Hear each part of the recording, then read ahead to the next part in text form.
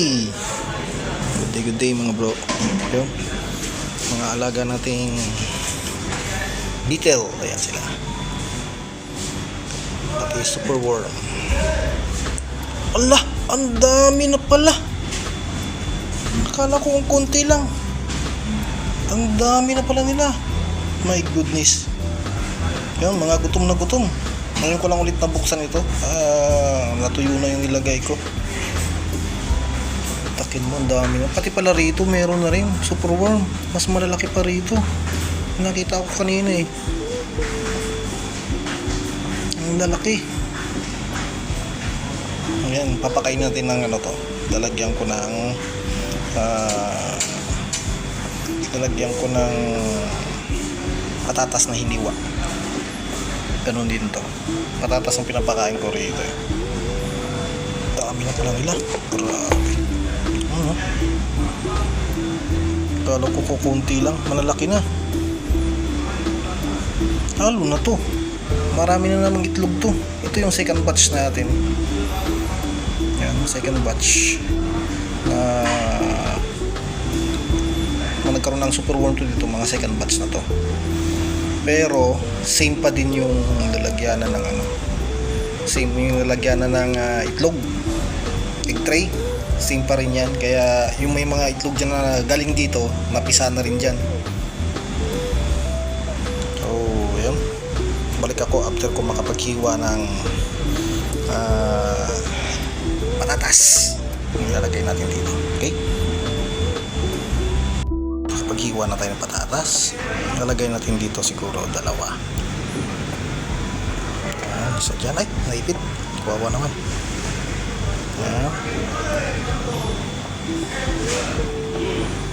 Dalawang ilalagay natin dito. Tapos dito rin isa lang. Para lang ito pala, masariwa. Balik rin natin. Masariwa ang ilalagay natin dito. Ito sa isang to.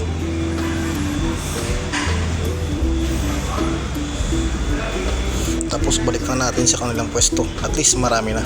Kailangan ko na talaga maghanap ng mas malaking container.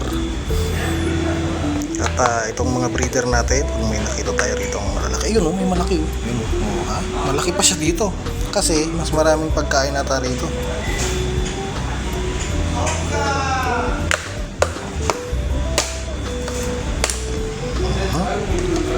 Ayan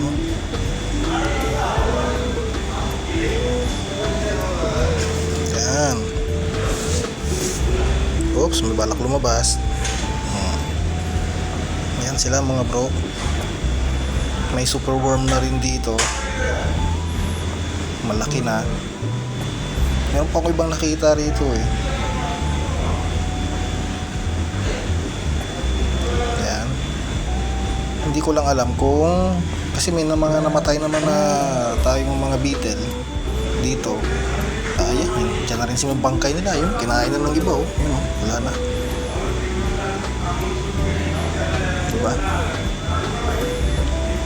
Pag kumonti na lang yung beetle natin, ililipat na naman natin sila ulit. Okay? So ngayon, yan lang muna.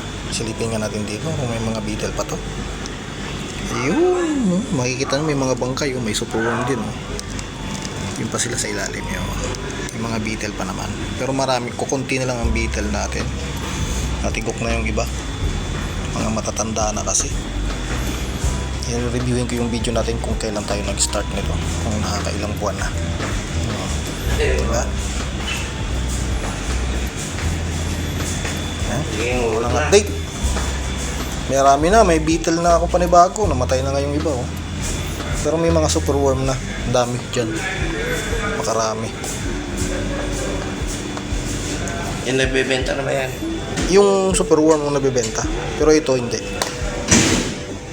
Benta ko sa Rads to. Benta sa Rads pagka dumami na ng gusto. Kaya ito yung first batch natin.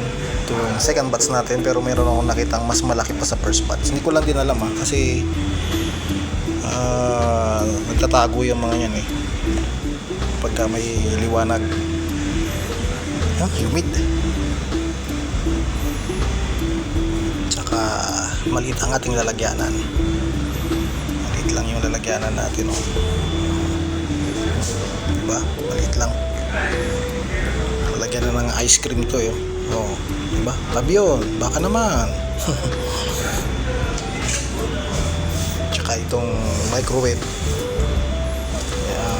Pre Plus na maliit na transparent na container. Ganyan lang, yan lang yung setup natin for now. Kaya practice lang naman to, just in case na tayo parami na sa Pilipinas. Alam na natin paano gagawin.